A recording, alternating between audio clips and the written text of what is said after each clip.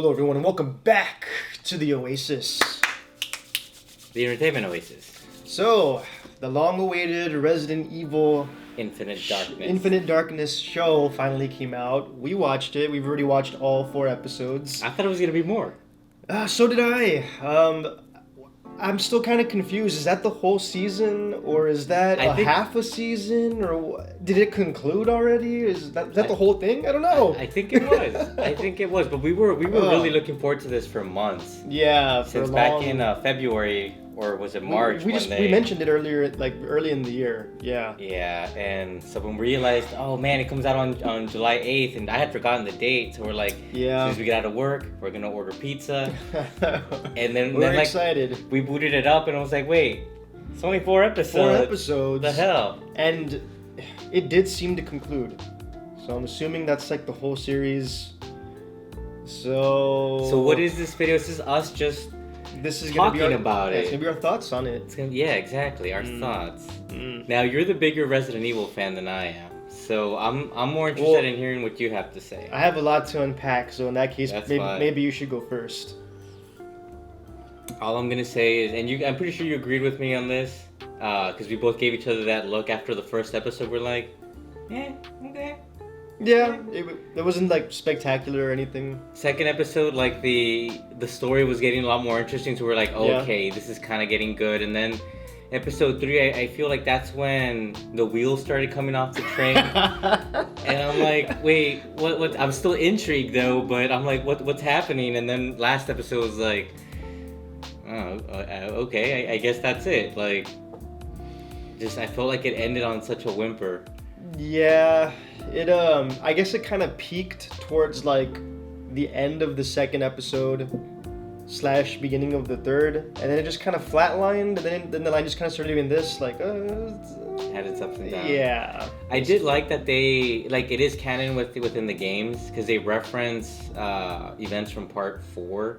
They do, yeah. With saving the president's daughter and all that crap. So I thought when I heard that, I'm like, oh, that's so cool. So it takes place within the story, like the timeline, I guess. Right, and I don't know if it was supposed to be right after 4? I'm not too sure. I would, because they didn't mention like how Chris. Far back they didn't mention Chris in Africa or anything like that, which was part 5. And I won't lie, I that villain in this show looked familiar, and I'm not too familiar with like Resident Evil 5, 6. I think there was a 7, and then with 8. But I'm not sure if the villain here was a villain in any of the games, or maybe they... His name was Jason. So I haven't played 5 through 7, and I'm still in the process of trying to finish 8. But I had not... This was the first time I've heard of Jason, or that girl. What was her name? I don't know. Yeah, the only reason I remember Jason is because I kept on mentioning his damn name, like, but... You mean the one in cahoots with Jason? We probably should have already said this, but yeah, there's going to be spoils. There's going to be spoils in here, so... But, Jason, the actual guy that mutated, the bad guy, yeah. I had never heard of him, so I'm assuming that him and the girl were original characters for the series. Potentially, I don't know. Yeah. All I know is, was it Claire? Yeah. Claire Redfield, and then, and Leon, which were the 2 main protagonists introduced in part 2. But, I mean, I think you and me had some of the same gripes. Yeah. Especially with the animation and how amazing it could look one moment, and how ridiculous it could look the next. But I guess I'll let you vent all that out, and go right ahead. The floor is yours. Okay, well, pretty much what he mentioned.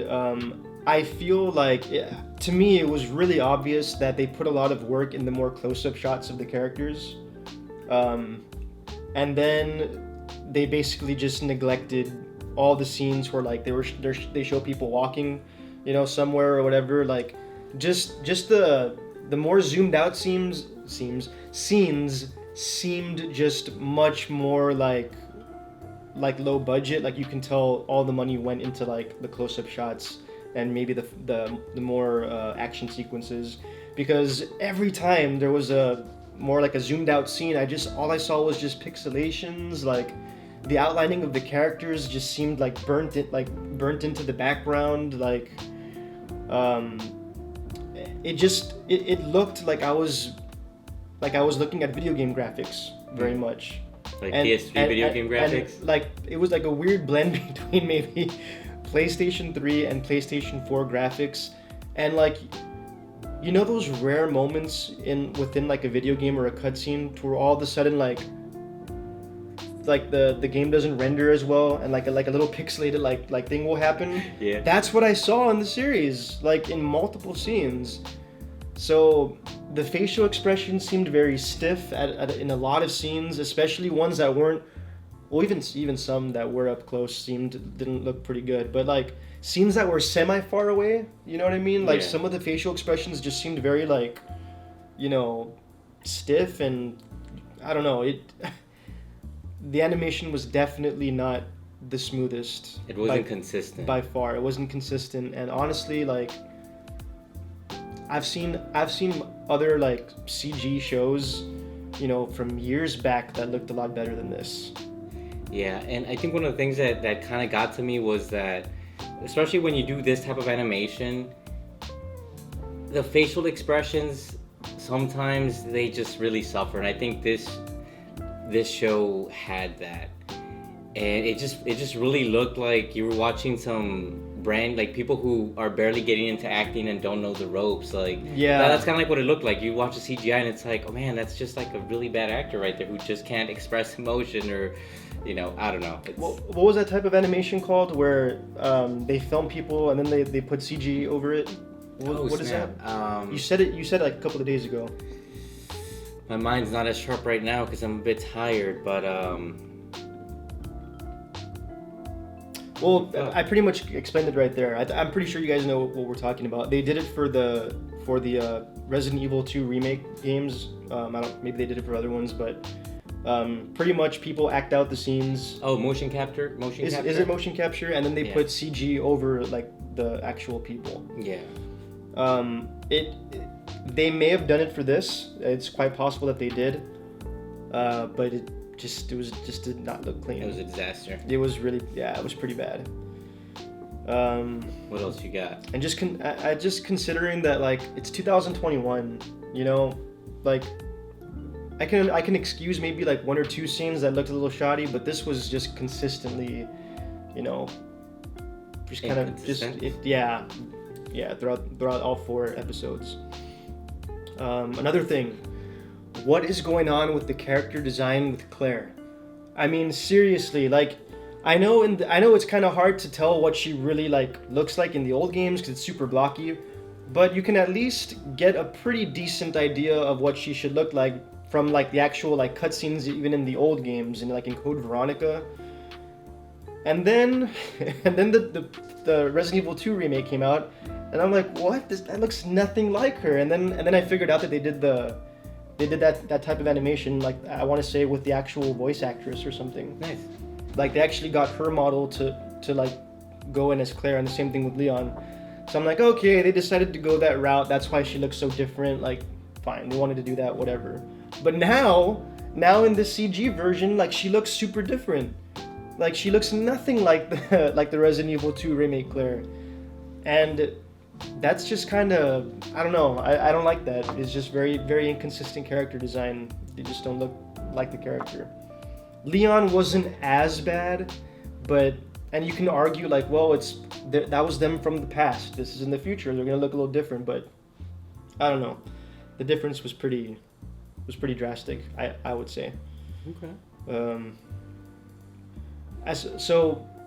You mentioned the pace of the story, or like how the wheels kind of started falling off in the third episode. Yeah. So I guess for someone who isn't very into the Resident Evil story, like as it stands alone, what did you think overall of it? I thought it was, like I guess like a rating, maybe 1 out of 10. 1 out of 10. I think I'd give it a solid like 5, bordering on a solid 5. It was because it wasn't complete trash, but it wasn't that great either. I just think like it had its moments. I think episode 2 was by far the strongest episode they had. Like, it really helped build up the intrigue. Yeah. But after that, it's just, yeah, the story kind of like started becoming a little like, what? Like, yeah. And I don't know. It just couldn't stick the landing. Like, it built up pretty well. And then after that, it's just kind of like I feel like the writers got kind of lazy with how they were charting the story. And I think even the dialogue started getting kind of lame, especially in episode 4.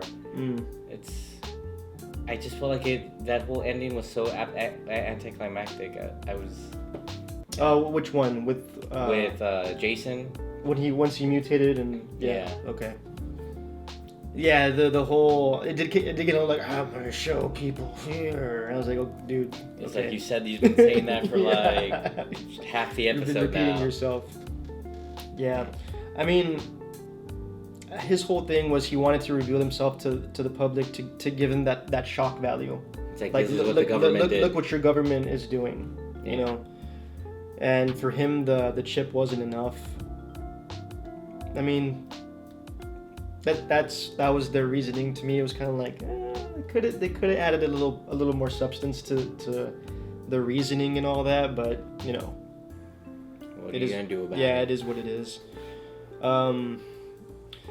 If I were to give it a rating, if the animation was completely crisp and it looked visually really good, I can forgive it and possibly have given it maybe like a good 7. But because the animation was bad in all 4 episodes, it wasn't just like the first episode it kind of sucked and then they did a lot better.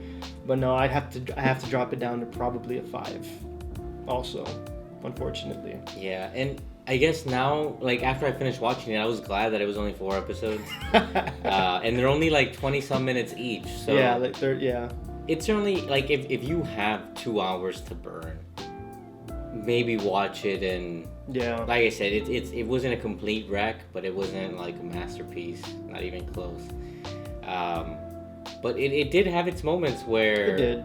You know, you're like invested and you're like, oh my god, what's going on? Yeah, like some of the action scenes are pretty cool, especially like with Leon coming in and the submarine, the whole thing in the submarine, that was kind of cool. It did have me like on the edge of my seat. It's like, how the hell is he gonna get out of this? Like, fucking zombie rats. And like his innovation, like on how he got out of certain situations, like was like classic, like Resident Evil, you know. I swear to God, like I swear, like some scenes were ripped straight out of a video game engine. It looked so much like they just ripped it out of like a PlayStation 3 or 4 rendering of a video game engine. That's what it looked like in some scenes. But overall, like it's not 100% terrible. Like if you're an overall Resident Evil fan and you've played, you know, part 2 and part 4, like from where Leon and Claire came out, like it's worth a watch. Definitely. One watch. Yeah, you probably won't want to go back for seconds. Yeah, I wouldn't see why. Yeah, just thinking about it right now kind of makes me like, ooh, I don't want to watch it ever again. Yeah. Yeah, so it was a letdown for sure. Like, and maybe that's just on us because we kind of like hyped it up in our head so much. It's like, man. The trailer made it look awesome. You know, they specifically probably chose really nice scenes. Yeah, you didn't see all that those other zoomed out shots in the trailers, that's for sure. Yeah, and I guess part of the reason why I kind of hyped it up in my head was because Netflix more or less has a good track record with, you know, its original content. And I guess this one and the Godzilla one, the Singular Point that came out. I didn't see that one. That one was also, you know, it was okay. It just depends on. It's not their strongest. It depends on the development team that works on it, because it's not. It like Netflix doesn't have a designated, you know, team that does every single thing. Like they hire like, you know, they kind of outsource their projects. You know, oh, you want to do this? You guys want to do this? And what do you got? And it's like, okay. Yeah. You know, we'll make it into a Netflix series, but I wish it was at least nonsense but enjoyable nonsense, like a record of Ragnarok. Oh god. Where like the dialogue is so atrocious, Yeah. but the fights themselves and seeing who's fighting who, They're just that makes up for it. They're just so absurd that they're entertaining, kind of like Yeah. Baki. Yeah. Like Baki and Kengan Ashura. Yeah, like Although Kengan Ashura has a better storyline than it does. and Baki has at the very least an interesting one. Record Ragnarok was very like the writing was just so absurd. bad. Like the whole thing, like the writing was absurd. The whole premise is like absurd. Like it's exaggerated. But then you watch the fights and you're like, but it's just so. I could get into this just for the fights alone. But yeah, it's absurd in a good way, like Baki. Yeah. Yeah. And I don't know. I'm not sure if this is just the beginning of the decline of Netflix providing us with quality stuff. I hope not. But- I hope not. But Because so much competition is out now, like all the streaming services that are out there, like I think all these platforms are now they're vying for like for views and the competition to bring, you know, teams in to work on stuff is just competitive as ever. So that's all the time we have for you guys today. We hope you enjoyed this video, and we hope you guys let us know what you guys thought. yeah. So I guess until next time, thank you for joining us, and we hope that you guys come back to the Oasis. The entertainment oasis. Adios. Peace out.